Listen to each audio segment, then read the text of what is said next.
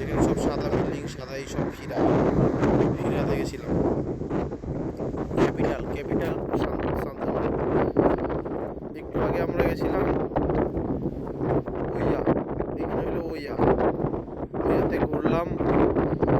ওইয়া থেকে আমরা আবার পুরো খসর মতন দ্বীপের পুরোটা ঘুরার পরে আমরা আসলাম এই লাস্ট সীমান্তে। এটা হলো দ্বীপের লাস্ট সীমান্ত। আমরা এখান থেকে সানসেট দেখবো।